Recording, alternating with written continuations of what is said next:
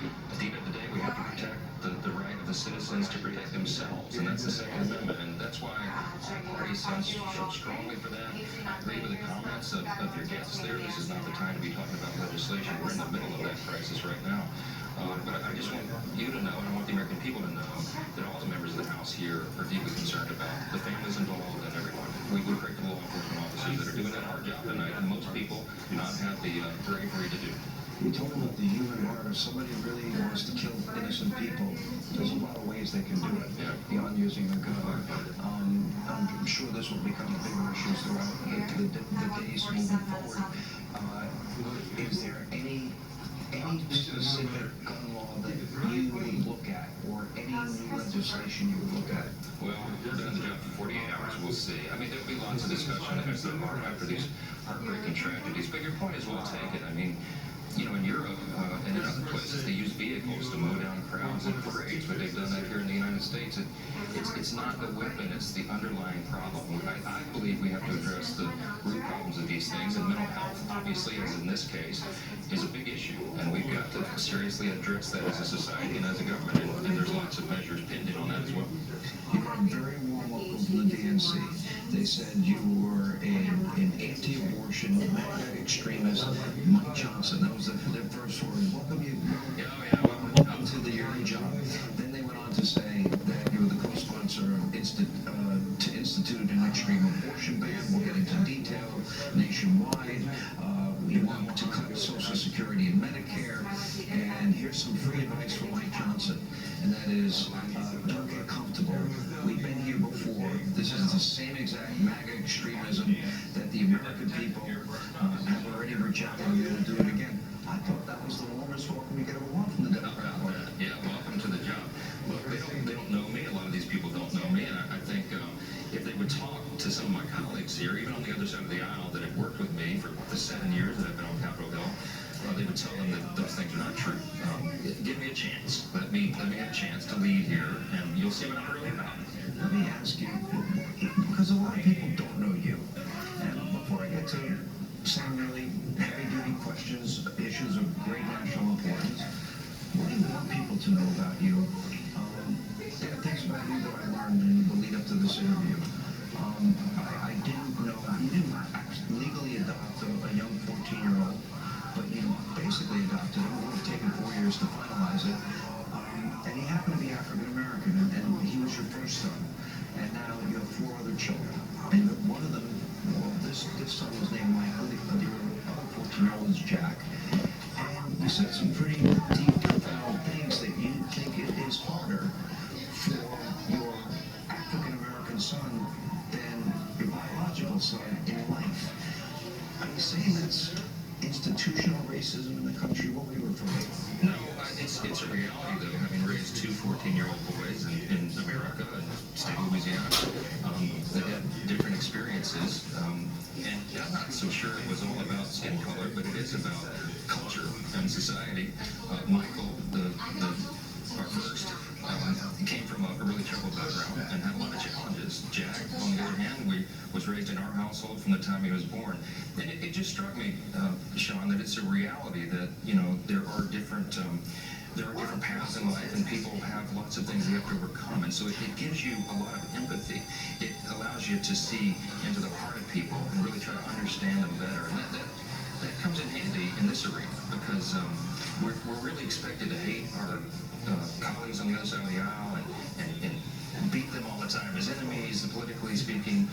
But you have to recognize that this is a system that was built upon disagreement. I mean, what the founders intended here in this legislative context is that we're going to come to the table with very different philosophical ideas and core principles, and we have to arm wrestle over that and reach consensus to move the ball forward for the American people. That's what the system is built upon, and right now people are going to their corners and they're refusing to talk. We've got to get over that. I don't know how we reconcile a lot of these issues. You either believe in climate alarmism or energy independence. How do you reconcile that? How do you reconcile defund, dismantle versus funding law enforcement, and no bail laws versus bail laws? How do you reconcile secure borders or sanctuary states or cities?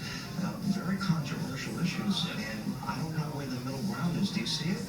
There is less and less middle ground over the decades.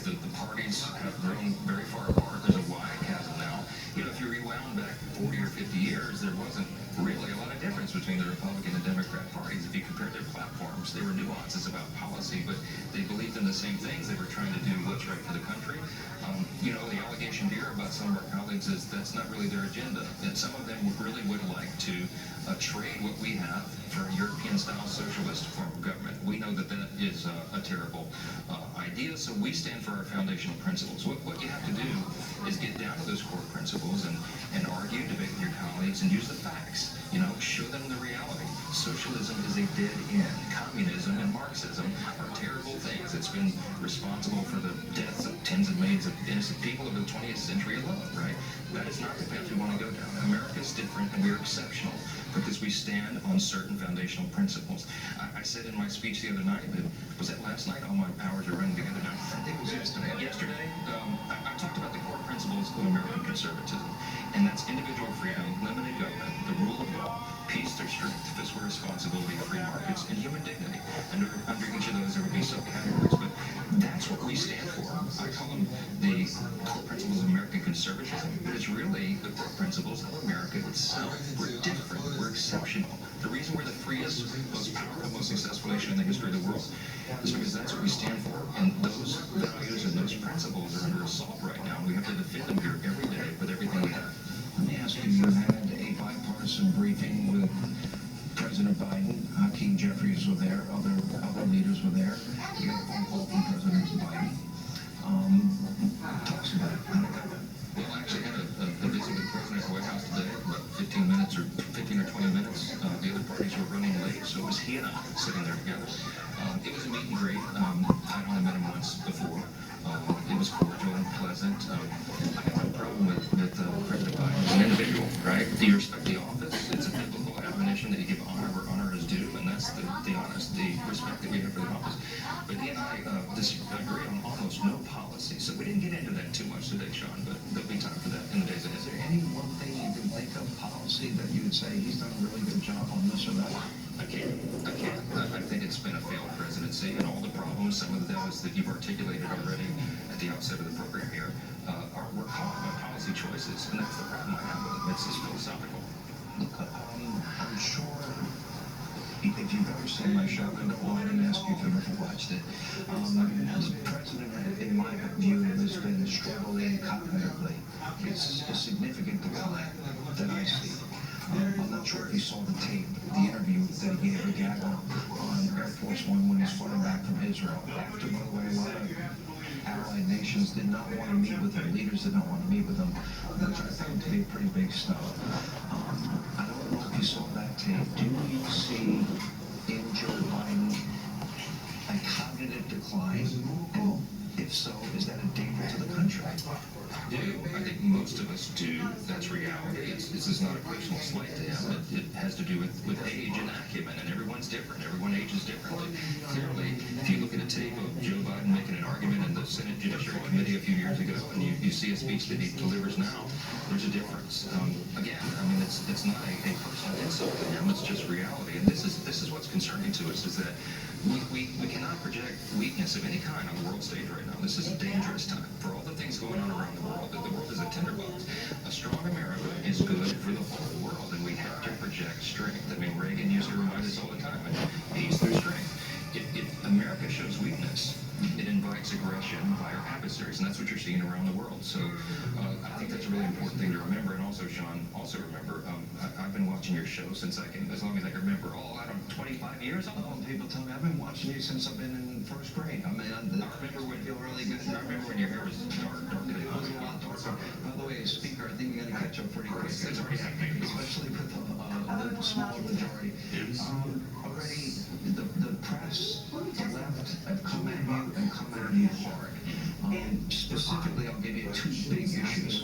One on the issue you once worked for the Alliance Defense Fund, a Christian advocacy group, and comments you had made both in writing and advocacy for this group about homosexuality, calling it sinful, destructive, and not supporting gay marriage, no clear right to sodomy in the Constitution. You have been getting hammered on this. I want to ask about it. I want to know exactly where you stand. Some of these comments were 15 years ago. I may remember some of them. I was a litigator that was called upon to defend the state marriage amendments. If you remember back in the early 2000s, they were 35 states, somewhere in that number, that the people went to the ballot in their respective states and they amended their state constitutions to say marriage is one man, one woman.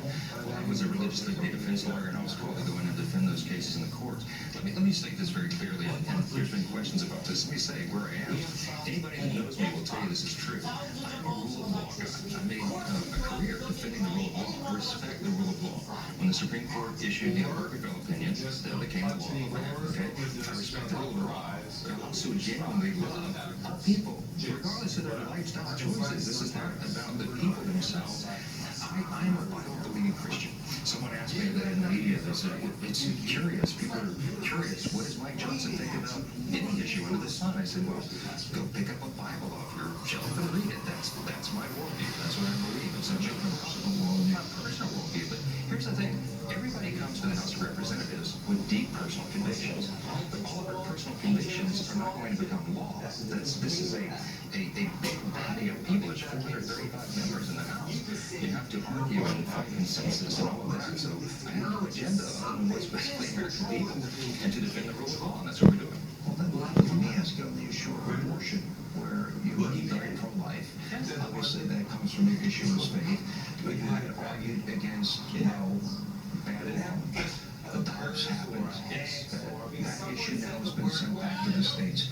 On either one of these issues, gay marriage, abortion, in the next 14 months, as you're going to be the Speaker of the House, assuming the motion to vacate never comes up, which I think is awful. I'm not sure you'll be there. I think we're going to change. I have a higher bar, certainly, 25 people instead of just any one member. But on those two issues where they're coming at you so hard, and you're explaining your personal view and you're kind of bifurcating it away from your political view, do you see any scenario where either one of those issues would be an agenda item for you and the Republicans for the next 14 months or at any point down the line? On the marriage issue, no one has discussed that for as long as I can remember. This has been settled by the Supreme Court in the Obergefell opinion in 2015. So that's the decision. Now, they changed the definition of marriage that had been regarded by basically every human society for 5,000 years. But when 5 justices on the Supreme Court changed it, that became the law of the land. I'm a constitutional law attorney. I respect that, and we move forward. The abortion issue is different. The table was just reset. Dobbs' opinion overturned Roe, which I thought was one of the worst, probably the worst, Supreme Court opinion. Roe v. Wade, yes, the most erroneous opinion that had been. So you like it back? You like the states to decide? We argued my entire career for 25 years that the states should have the right to do this. There's no national consensus among the people on what to do with that issue on a federal level for certain. We have such big priorities in this moment right now, Sean. We have Israel being attacked. We have unrest. We have the Ukraine situation we've got to deal with. We have China being aggressive. We have Iran with all the meddling and China, Russia, and Iran working together. This is a dangerous time. The economy is in the tank. The borders overrun. People are dying from fentanyl poisoning. All of these issues. These are the frontline matters that have our attention right now. The rest of these things, they're just using for political attacks. So basically you're saying these issues will not be coming up, and you're going to focus on the agenda items that you have laid out already and the ones you just mentioned, which we'll go into some detail with. Let me ask you one other question on this. This has come up as most controversial. You had authored legislation called the Stop the Sexualization of Children Act of 2022. Now, look deeply into this act. Your critics have said or done that it's a federal, I would say, gay measure. By the way, the word gay was never in the Florida legislation, in fairness to Governor DeSantis. And yet, this, when you look at exactly what this is, it would prohibit the use of federal funds to develop, implement, facilitate, or fund any sexually oriented program or literature for children under the age of 10. A lot of our kids in a lot of school districts around the country, they can't read, write, do math, science, they're not learning history, and they certainly need to learn computers. So, to the age of 10, very specifically. But you're not talking about anything beyond that. No, and if you poll this anywhere in the country, almost any state, any community, they're going to say moms and dads should be the ones responsible for talking about these sensitive issues with their children, not the public school system. I mean, I'll take that debate anywhere, in Main Street, in any town hall, in any city in America. I would love for them to challenge us on that, because that's what the American people believe, and that's what I believe. Let me ask, I have a lot of questions. As you point out, there is a lot going on in the world right now. Let me throw some numbers out because I think they're very important. We've got war in Europe, we've got the Ukraine, and we've got Russia. And it seems very precarious there. Already Joe Biden has given $76.8 billion to Ukraine. He wants $61 billion more. He wants $14 billion to go to Israel. And I think and then he wants to put money on the border, probably to satisfy conservatives in the House and get their support on Ukraine, for example, which seems to be his top priority. A big disparity in the amount of money. I have some criticisms about the issue of Ukraine. Number one, if you're going to fight a war, you should fight it to win it. I thought the president made a horrible mistake by denying the minutes that were offered by Poland. I think the president made a horrible mistake trying to put handcuffs on the Ukrainian army led by Zelensky on the issue of how they will fight and what weapons they can and cannot use, like cluster bombs. I don't like the fact that Europe doesn't pay their fair share. So they got $78 billion. He wants another $61 billion. How do you deal with the issues that he wants to tie all these issues together, which now gets into the budgetary process? We do one issue by issue. I told the White House today that our consensus among House Republicans is we need to bifurcate those issues. I agree with your assessment in Ukraine, and that's why the American people are demanding some real accountability for the use of those dollars. Now, we can't allow Vladimir Putin to prevail in Ukraine because I don't believe it would stop there, and it would probably encourage and empower China to perhaps make a move on Taiwan. We have these concerns. We're not going to abandon them, but we have a responsibility, a stewardship responsibility over the precious treasure of the American people. We have to make sure that the White House is providing the people with some accountability for the dollars, and we want to know what the objective there is. What is the end game in Ukraine? The White House has not provided that. I was at the White House for a couple of hours today, and I told the staff there that this is where we are. This is where the House Republicans are. So we're going to look at Israel's That kind of money, is that America having a proxy war with Putin and Russia? It's a great concern. We've got a group of our colleagues here in the House, led by Mike Garcia out of California, a brilliant legislator and a Top Gun pilot. And some of our veterans have gotten together, and Crunshaw's involved in this and others. They came up with a document that presents 12 critical questions for the White House to answer as a condition of our supplying the additional support. These are not hard questions, Sean. These are things the White House should be forthcoming about. I delivered that myself. Oh, you did deliver it to them? I delivered it myself today, and to National Security Advisor Nick Sullivan, and read it.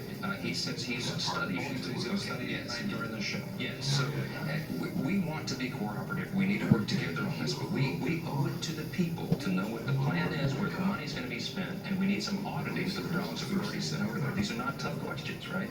Israel is a separate matter. We're going to bring forward a standalone Israel funding measure over $14 billion. Is $14 billion enough? Well, Israel's requested a little less than that. Actually, the White House did by way of Israel, and 14.5 billion specifically is what we're looking at.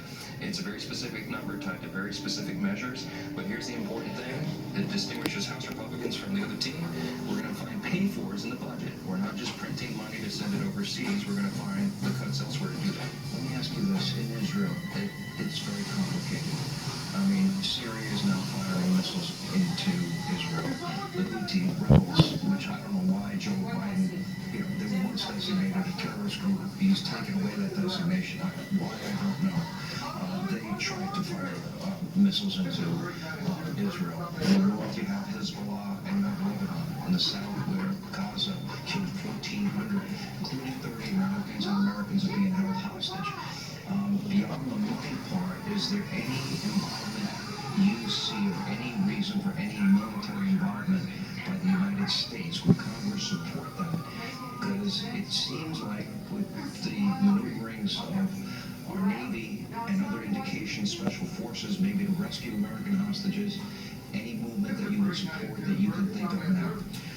It's a very delicate situation that changes about the hour. We're watching it very closely. One thing that House Republicans are resolved on is that we must stand with our most important ally in the Middle East, and that's Israel. We will. We certainly hope that it doesn't come to boots on the ground. If it comes to that, and we communicate this to the White House staff as well today, that we have the Article 1 power in the legislative branch of government, and they have Article 2. They have very limited authority on what they can do to respond without coming to Congress to seek consent. And even my Democratic colleagues, Sean, that are at committees of jurisdiction understand this, and the Foreign Affairs Committee, there's Constitution is that they wanted a multitude of wise counsel to decide upon military intervention matters on a declaration of war. They wanted the duly elected representatives of the people to make that decision collectively, and not one commander-in-chief sitting in an office. Yeah, and here's my worst fear, worst case scenario for the Middle East. Okay, Israel will be fighting a two-front war. Yeah. Gaza, Hamas in the south. Yes. As soon as the ground incursion, which could happen any minute, begins, I would expect more rockets to be fired from the north, from Lebanon, Hezbollah. They both have something in common, that they're getting military strategy, weaponry, money support from Iran. That's the head of the snake. Now, we have another problem. Syria has involved itself in this conflict. Another problem, the Houthis seem to be wanting to involve themselves, and you've had comments made by the leaders of Iran that they themselves may get involved in the conflict. If that happens, correct me if you think I'm wrong, I would say all bets are off in the Middle East. We could have a full-out war in the Middle East, Israel at the center of it, and at that point, if Israel's existence is in jeopardy, I don't think Prime Minister Netanyahu, who I've known for almost 30 years, I don't think there's anything he won't do to preserve and protect his country from people that have committed their lives to destroy it. He has to do that. And around here, people throw around the phrase existential threat. They have an existential threat every day. I mean, their neighbors want to eliminate them and wipe them off the map. So Prime Minister Netanyahu is resolved. I've spent time with him personally. I know him as well. I think he's a strong leader at this important time, and I think he's going to do what is necessary. And that America will back him up. I mean, they tell us when we're in Israel, and you've been there, they say the reason that we are able to sustain ourselves and survive is because everyone knows that our big ally is America. And that's an important role that we have in the world. We're not the world's policemen, but a strong America, as I said, is good for the whole world because it's the perception that we would be there to defend freedom. And that's been our role. That's the Reagan doctrine. A lot of our friends in our party are becoming more isolationist, and I understand the concerns. We can't be dropping money out of helicopters all around the world because we also have a $33.5 trillion federal debt of our I saw own. a sign on the way in, it said 33.6. Did we go to 6? Great. Probably from this afternoon. Exactly. It goes so fast you can't track it. That's the concern. You know, we deeply care and are concerned about all nations of free people around the world, but we have to take care of our own house first. And so that's also part of this delicate calculation and the decision. I've been to Israel during a flare-up in, I believe it was 2014, and at that point I got to see up front and go inside the terror tunnels that are built by Hamas. By the way, all of the money and resources that was given to the Palestinian people for infrastructure, for schools and hospitals. Yeah. But they have this massive network of terror camps. And when you go inside, it just is mind-numbing that this is how they're spending their time because they want to kill Israelis or take them hostage. But it taught me a lot about being in border cities. One border city in particular, that wrote, 10,000 rockets they've been hit with in 10 years. And these kids play indoors in bunker playgrounds.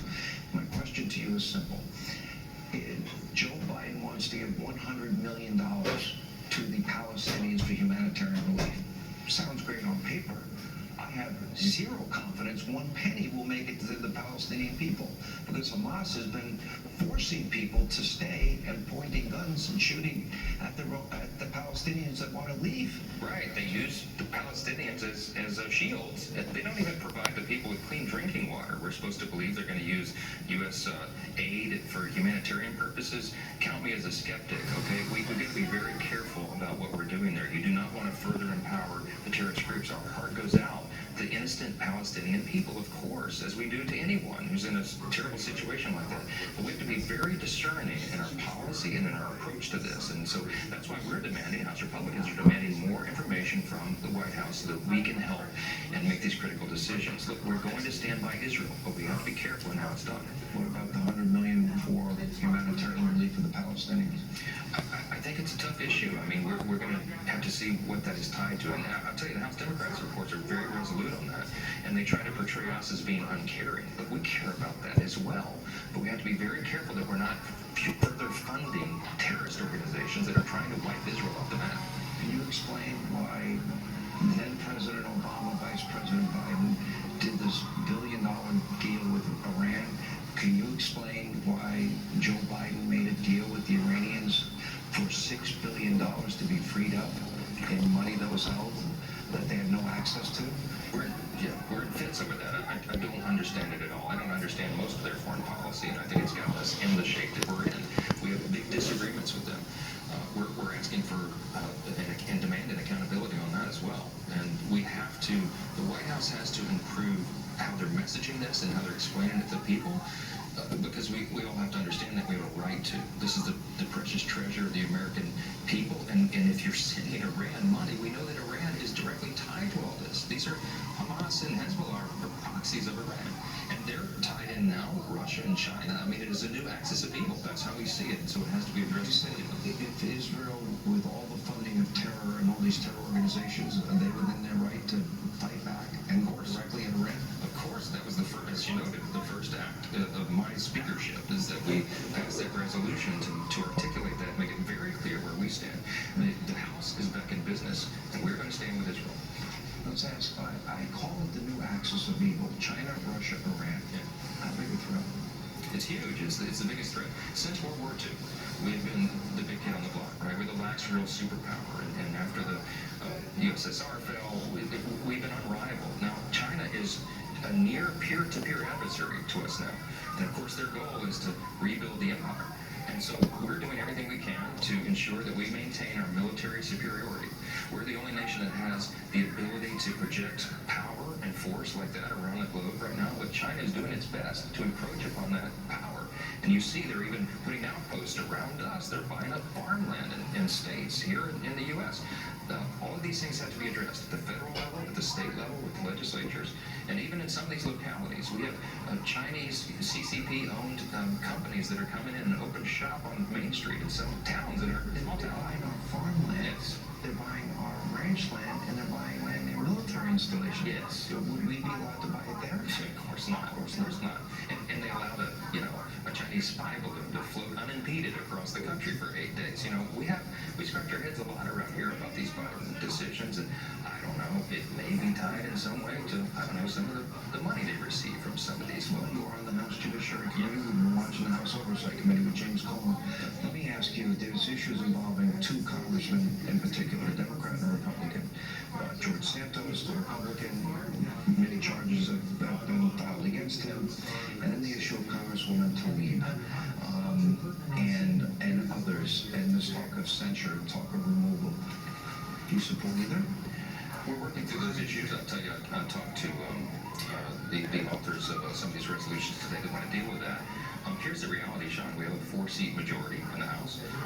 It is possible that that number may be reduced even more in the coming weeks and months. And so we'll have what may be the most razor-thin majority in the history of the Congress. We have no margin for error. And so George Santos is due process, right? He is, my understanding is, I think he's appearing in a federal court tomorrow. And we have to allow due process to play itself out. That's what our system of justice is for. He's not convicted, he's charged. He's charged. And so if we're going to expel people from Congress just because they're charged with a crime, then, they're accused, that's a problem. Joe Biden has allowed over 7.5 million people into this country illegally. It'll be probably over 8 million. Even people on terror watch lists. Even people from countries like Iran and Syria. How do you get the border secure? And what is your assessment of the Secretary of Homeland Security, Mayorkas? Should he be impeached?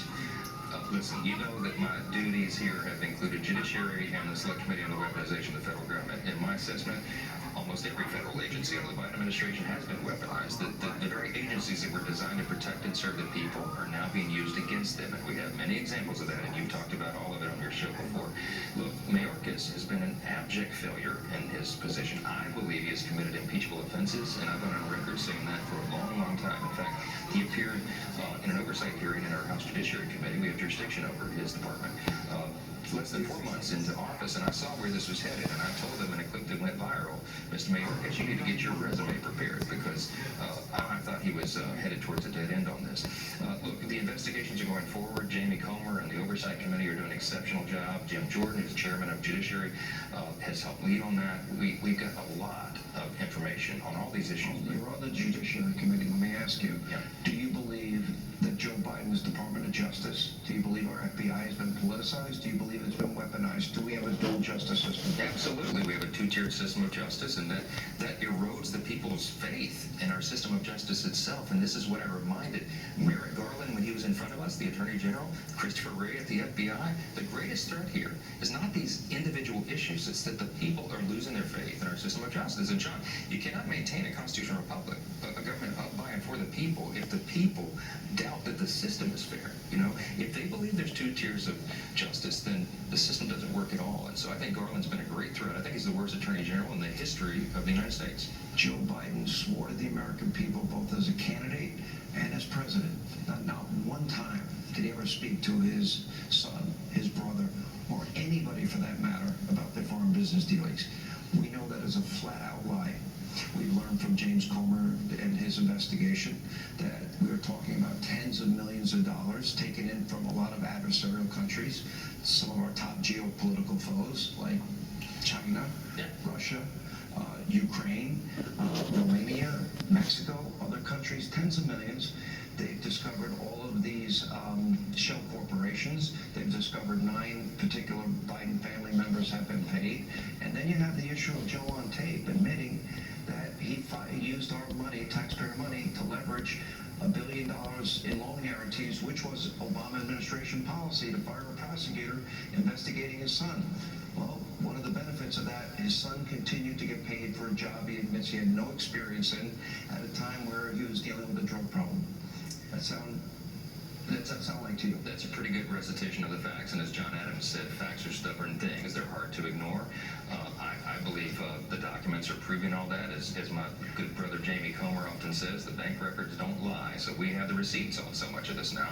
It's a real problem. That's the reason that we shifted into the impeachment inquiry stage on the president himself, because if in fact all the evidence leads to where we believe it will, that's very likely impeachable offenses. You know, that's listed as a cause for impeachment in the Constitution. You know, bribery and other high crimes and misdemeanors. Bribery is listed there, and it looks and smells a lot like that. And I think the evidence, we're going to follow the truth where it leads. We're going to engage in due process because, again, we're the rule of law party. I know people are getting anxious and they're getting restless and they just want somebody to be impeached, but that's not. We don't do that like the other team. We have to base it upon the evidence, and the evidence is coming together. We'll see where it leads. Let me go back to the budget, if I may, for a second. This whole issue of regular order, that we have 4 of the 12 appropriations bills that have already been dealt with. My understanding is that's about 70% of the budget. Yep. So you have 8 more to go. You've talked about a short-term CR that you would be willing to maybe have until January or maybe even into April. Would there be, we talk about a clean CR. Would you have conditions? For example, Chip Roy and Byron Donalds had a plan. Okay, well, we'll give you a CR, but it's not going to be clean. We're going to cut government spending by 8%, and we're going to secure the border and protect our military and veterans. Would you have conditions to a CR? I think we have to, if indeed we do that. November 17th, of course, is the deadline that was extended. You've got about coming quickly. 21 days. And we're speeding it up as quickly as possible. That was my commitment to my colleagues when they named me Speaker of the House, and that work began today. In fact, we passed one of the approach bills just a couple of hours ago before you arrived here. We got it off the House floor, the Energy and Water bill. That was a big box that we had to check, and we did that. And so we're going forward. Chip and Byron are at the table with others. We're working through this with the ideas and trying to ensure that if another stopgap measure is required, that we do it with certain conditions. And I think there will be conditions that the American people can live with and the consensus that we can build around here in the House. Let me ask you this. With 2/3 of this country now are living paycheck to paycheck. Yes. Many of those people can't afford bare necessities. I know Biden's been crowing about Bidenomics. I know they got good numbers today. However, a lot of economists I spoke to earlier today, this doesn't look good at all. They think we're in a bubble that is about to burst, and it's going to be even worse, especially in the housing market. New home construction is stopping. Sale of pre-existing homes, a disaster. How bad is this economy? How long can we sustain another, $2 trillion in debt that Joe Biden took on last year? And how do we get inflation down once and for all? I have friends of mine just 3 years ago. that are getting interest rates at a 30-year fixed rate mortgage at 30%. Now it averages 8%.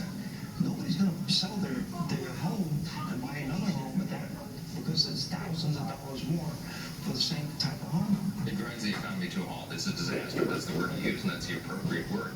These are policy choices that got us in this situation. If you remember, if you rewind in your mind back to right before the pandemic began, in the Trump administration, we had the greatest economy in the history of the world. And it wasn't by happenstance. It's because we cut taxes, cut regulations. We focused on American energy dominance. We were doing and following all the policies that led to economic success and growth for all Americans, everyone, and every demographic. All votes were rising. We can achieve that again, but you have to do almost exactly the opposite of what the Biden administration is pursuing and doing. This is not rocket science, but we're so far down the road now that we have to make these changes quickly, and we're trying to urge our Democrat colleagues to take a look, again, at the basic facts. I mean, interest rates are so high now. They're going to continue to rise, apparently. I can see it coming. All right, let me ask maybe the question this way. Because you do have such a small majority, and obviously that didn't help Kevin McCarthy. I think you should go to the motion to make them raise the bar dramatically to 20 to 25 people at least. My question is specifically on the economy. If you pass your budgets in the House, you're going to send it over to the Senate, they're going to rip it up line by line, you're going to conference, but the only way you can succeed is that you as Speaker are able to hold your slim majority. Yes. That's going to be a Herculean task. How do you plan on doing that? With truth and transparency and relationships. This is a business that's based on that. And my colleagues trust me. I'm grateful for that. It's earned. And I'm going to do well by them, but we're going to govern well. We're going to show the American people we can. When you get into the negotiations in the conference committee, the Speaker of the House and the leader of our party has to have a strong hand. And so if we can keep the team together and keep rowing in the same direction, look, everybody's got to give up on some of their preferences. None of us are going to get everything we want. I'll never ask any of my colleagues to compromise core principles because I share those principles with them, right?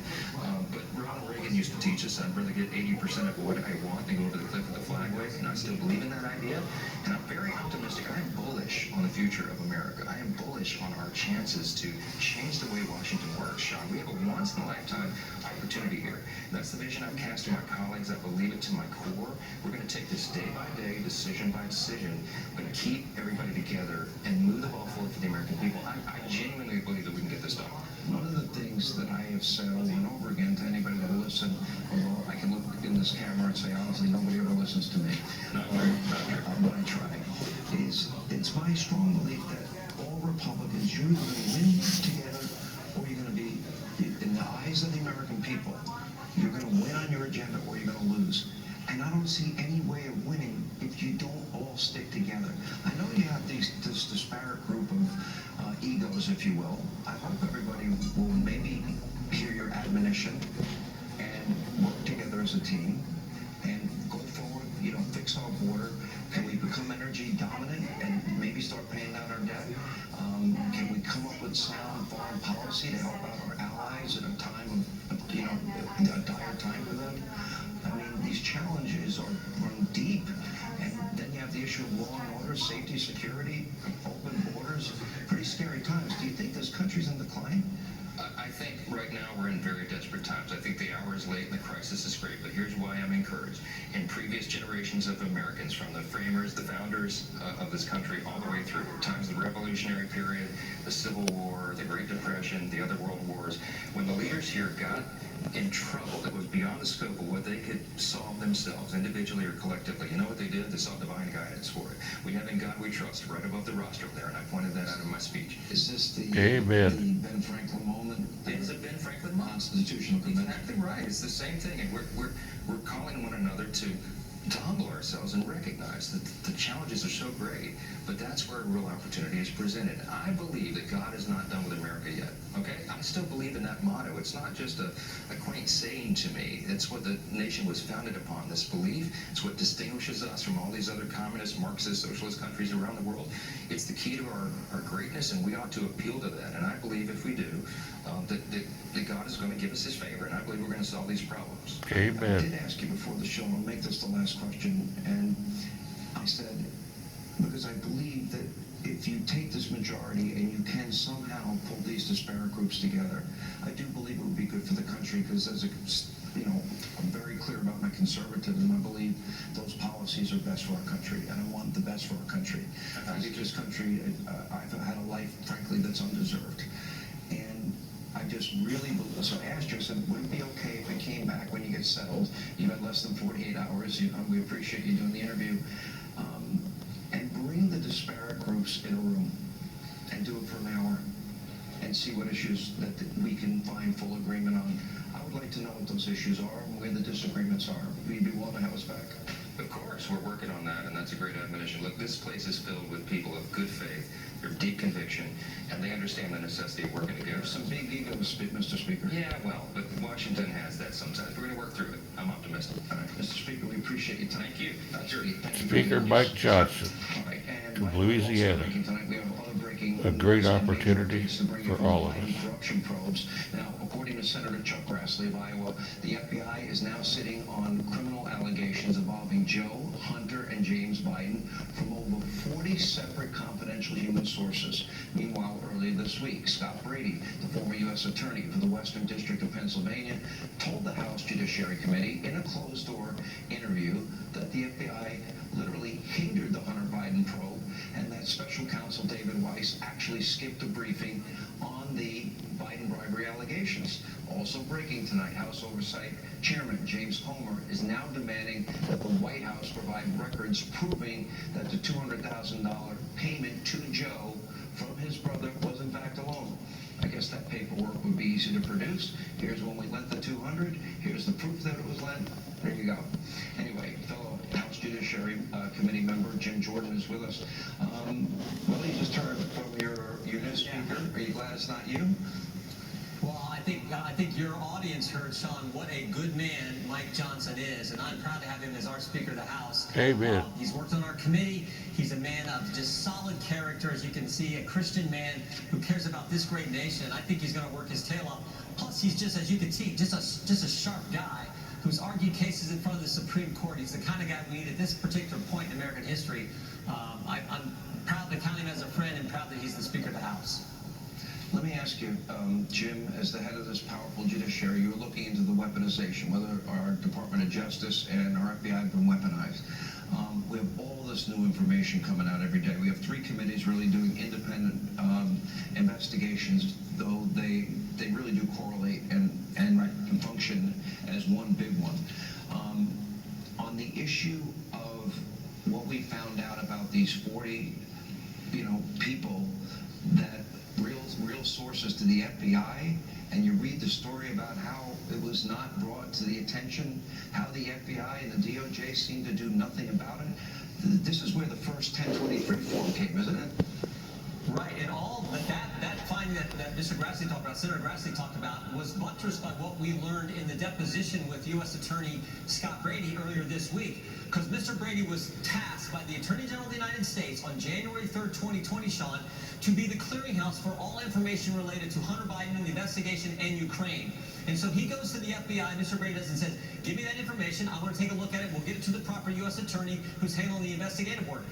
And the FBI didn't tell him about the confidential human source for 6 months. Congressman, I gotta stop you. Apparently airstrikes have taken place. Jennifer Griffin at the Pentagon right now. This sounds like huge news. Sean, we can report, based on senior military sources, that U.S. warplanes have carried out airstrikes tonight inside Syria against Iranian proxy forces. We don't know the number of strikes. We were told earlier today to expect that perhaps F-15s and F-16s would be involved in the airstrikes, but we don't have confirmation yet about how many warplanes. But those strikes have been carried out, I'm told. It is in response to the more than dozen strikes against U.S. bases. The message is a clear message designed to Iran and its proxy forces to stop carrying out these drone and rocket attacks against U.S. bases. But I'm told that the planes have safely left the area and that the airstrikes are complete at this time. They were targeting multiple locations inside Syria and Iranian proxy forces, Sean. It's so important, Jennifer. Thank you for that breaking news, especially in light of the fact that American forces have been attacked by both Iraq and by Syria. We appreciate that news. We continue, though, with Judiciary Committee Chairman Jim Jordan. I want you to respond to that. And in the less than 2 minutes we have left, tell us about this interview that you did in your committee and what you learned. Well, with Scott Brady, we also learned that I asked Mr. Brady in that interview, Sean, when did you learn about the laptop? And he got a smile on his face. He said, when the story went public in the New York Post on October 14th.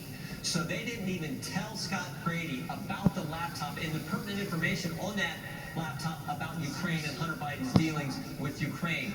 That shows you what Speaker Johnson talked about, how these agencies have been turned against the American people when they won't share that information with the individual tasked by the Attorney General of the United States to look into this and filter it out the way it's supposed to be. That tells you how bad it is. And then you have what Senator Grassley has added to that here in the last couple of days with these 40 individuals. That's how serious the situation is and why we're proceeding in our impeachment inquiry phase of our oversight work. Real quick, Jim, you know, the fact that Syria and Iraq have been attacked, American soldiers have been attacked in both Syria and Iraq recently. My initial instinct is to be glad that they fought back, they fired back. I'm happy at that news. Your reaction, quick. No, same here. I want to give the details, but you know, when someone attacks United States servicemen and women in our, we have to respond back. So I want to see what's happening here, but it just shows you how serious this overall situation is and why we need strength projected from the Oval Office. All right, Jim Jordan, thank you as always. That's all the time we have left this evening. Stand by, though, continuing coverage of all the breaking news tonight. The manhunt, what's happened with these strikes. Trace Gallagher takes over from here. Thank you. 10 p.m. on the East Coast, 7 o'clock in Los Angeles, and 5 a.m. here in Jerusalem. And this is a breaking news edition of America's Late News, Fox News at Night. And there is word right now coming in to Fox News at Night that the United States has conducted airstrikes in Syria. Let's get to our Chief National Security Correspondent, Jennifer Griffin. She's live for us at the Pentagon with more on this. Jen, what do we know? Trace, we broke the news moments ago that U.S. warplanes had carried out airstrikes inside Syria against Iranian proxy forces, those same forces that had been firing on U.S. bases more than a dozen times in the past week. We now have a statement from the Defense Secretary Lloyd Austin confirming those strikes. They were on what are being described as Iran's Islamic Revolutionary Guard Corps and affiliated groups inside Syria. These were precision self-defense strikes. They're being described as on 2 locations in eastern Syria. I was told by senior military sources that this is very similar to the kind of strike that we saw back in the March 23rd timeframe when the U.S. had to respond to multiple strikes by Iranian proxy forces. And so tonight we know that F-15s, F-16s were involved in the strikes over Syria. The statement from the Department of Defense reads that the United States does not seek conflict and has no intention nor desire to engage in further hostilities, but these Iranian-backed attacks against U.S. forces are unacceptable and must stop. That's a quote from the Defense Secretary tonight. Trace, I also learned earlier today that the President took the decision earlier this week to carry out these strikes. There were a number of reasons that tonight was the night that the warplanes, the U.S. warplanes, decided to strike those targets, but the Pentagon has been in discussions with the White House all week since this constant ramping up of almost daily attacks by Iranian proxy forces. The Pentagon hopes that Iran gets the message and delivers that message to the proxy forces, but I'm told that if they do not get the message, more airstrikes will follow. Trace?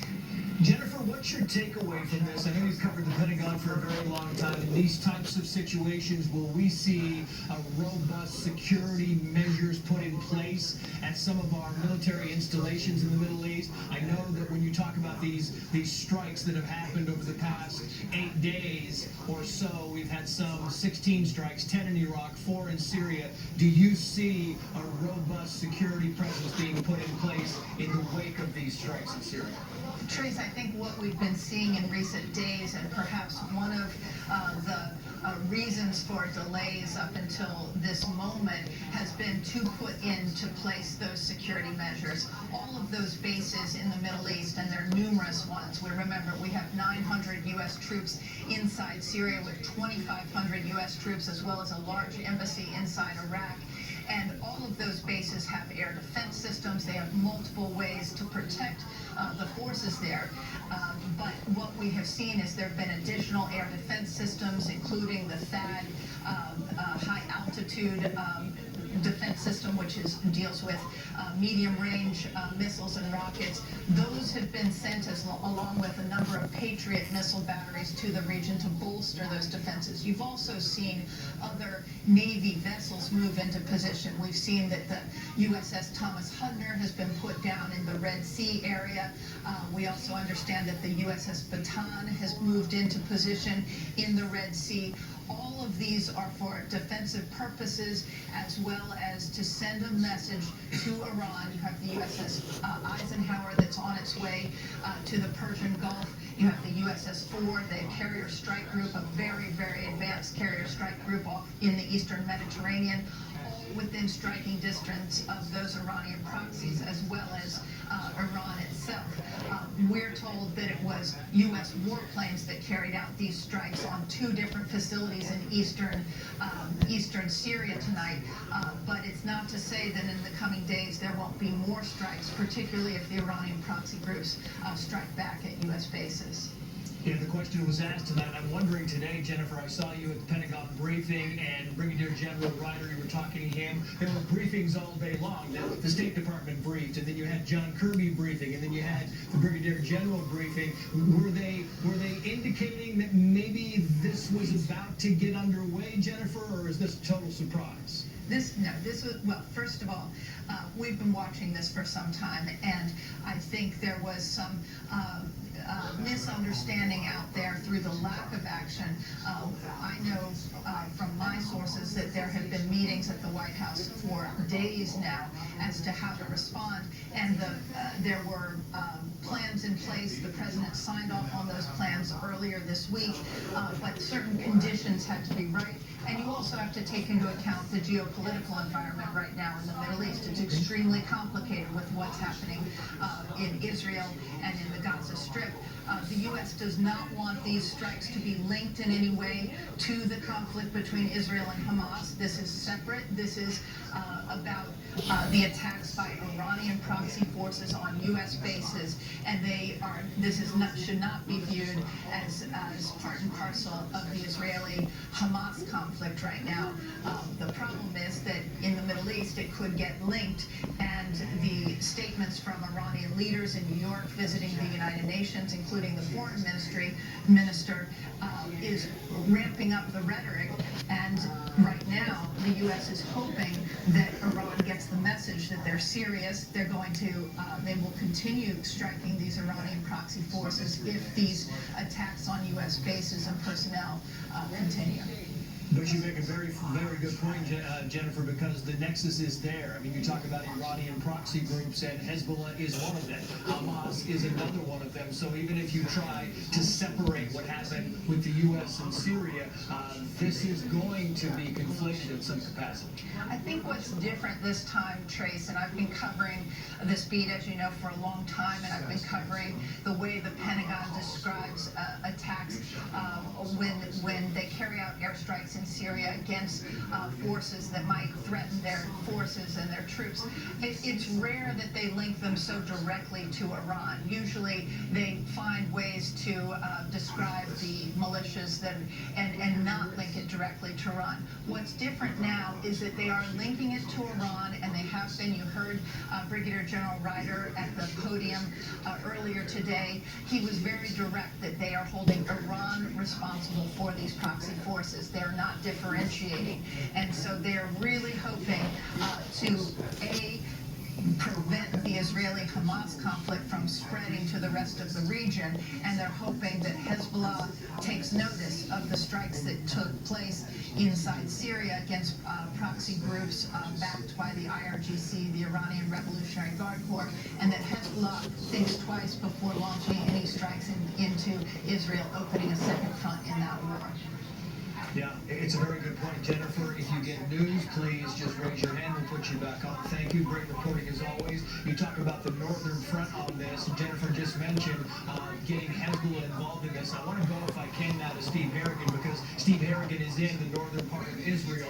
That would be where Hezbollah would fire rockets into as maybe a result of this. Steve, I just want to get a kind of a feel for what you're seeing up there. Anything unusual? Are you hearing any word of these U.S. airstrikes in Syria, and anything out of the ordinary, or are you hearing maybe a beefed up security presence in the northern part of the country? Trace, just to set the scene on where we are right now, just about a mile behind me are some hills of Lebanon. And throughout the day today, a typical day, we could actually see smoke rising from those hills. It was Israeli strikes on Hezbollah positions. So as far as Hezbollah striking into Israel goes, that is already a regular and daily occurrence to the tune of 20 to 30 times each day. So there's a limited, low-scale fight going on at this point between Hezbollah and Israel. The hope is, on many sides, that this will not escalate, it won't get worse. Right now, the choice of weapons tells you a lot. Hezbollah has more than 150,000 rockets, many of them extremely powerful and advanced, as well as guided missiles. What they've been firing so far are close-range weapons. They've been firing anti-tank missiles into Israel. Israel has been striking back, both with airstrikes and with artillery. So a low-level fight right now, not the most powerful rockets, but still worrisome that day to day there is fighting and killing going on back and forth. At least 5 Israeli soldiers killed and fewer than 100 Hezbollah fighters killed. Public funerals in Beirut we saw last week almost on a daily basis. Trace? When you talk about moderate or low level, Steve, I mean, what's the definition of high level? Are we talking about longer range missiles? Are we talking about the number of total strikes in a day? What do you believe is the definition of really ramping this up, coming from Hezbollah into Israel? It certainly is a strange idea of a low-level war or a contained move, but for people who really watch the scene here, that is what they're calling it. There's death, there's fighting, there's rockets on both sides. But those numbers are usually in the single digits each day. More escalation by Hezbollah, something which they certainly could do, could mean serious destruction of Israelis' infrastructure, serious deaths for a number of civilians. It could also mean massive retaliation. You're right. It's going to be conflated with, the average Joe Lunchpail in the Middle East there is going to say, well, this is the United States coming in to help Israel. Because it does have that sort of tangential effect of separating forces from being able to attack into the northern, the Golan in Israel. Yeah, and General, I want to kind of pick up on something you said early in your statement there. You were saying that we don't know what they've hit. We don't know exactly what the targets were. And my question would be, does it matter? Is it the targets they're going after, or is this just a statement coming from the United States? What's your... Yeah, Trace, I think it does matter. I think, the Shia militia groups that have attacked our troops, we want to degrade. First and foremost, the responsibility is to protect our soldiers, sailors, airmen, Marines, and our bases and our property in that area. And so we want to do that. We want to disrupt their capability. We want to do more than just make a statement. We want to deny them the right, the ability to get in there and harm our people and disrupt our ability to conduct our operations in the Middle East. So that's first and foremost. Now, I'm assuming that these were well designated targets, well-placed targets, and that we had some effect. I mean, our Air Force, Navy, et cetera, are very good at doing this kind of thing when they fly and target. Our target results are very good, and very proud of the men and women that have conducted these operations. I wonder, sir, if you look at some of these reports, I was reading reports today where you have, members of Hamas that are actually in Russia. You have the Iranian foreign minister in Russia. If there's an interest on your end as to why these people are in Russia, as to what role that Russia wants to play, is there this feeling that Russia wants to be the mediator in some of this, that Russia wants to get a bigger platform in some of this going on in the Middle East? What's your thought on that, sir?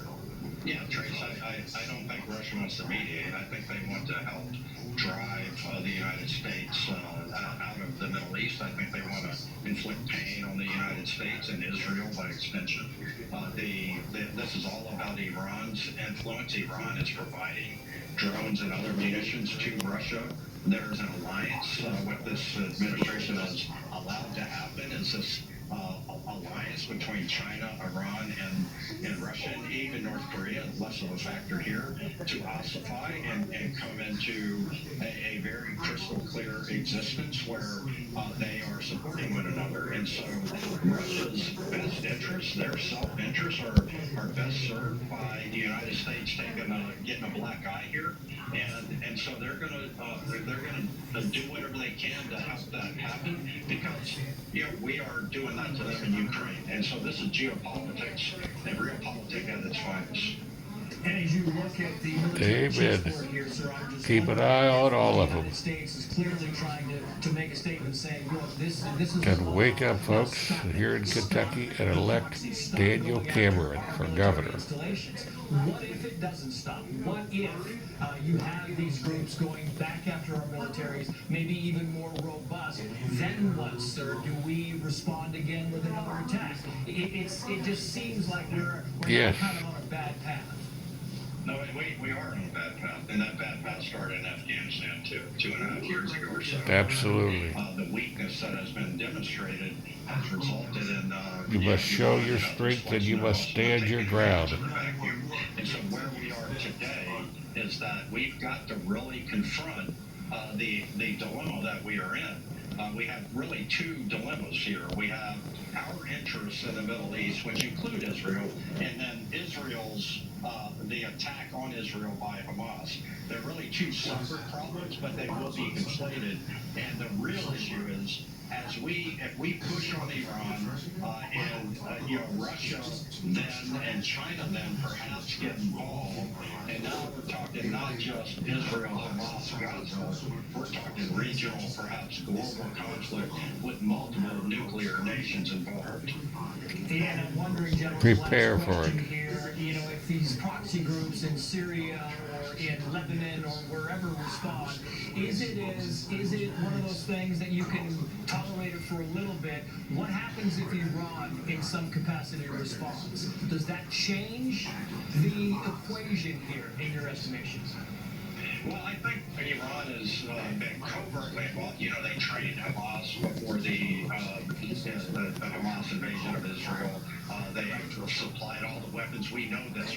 So it's overt involvement already from Iran, and so what step they would take beyond what they've already done, I think would just be sort of insult to injury, and we have enough justification, cause, means to act right now against Iran. And Absolutely. It's just a matter of calculus of what steps do we take?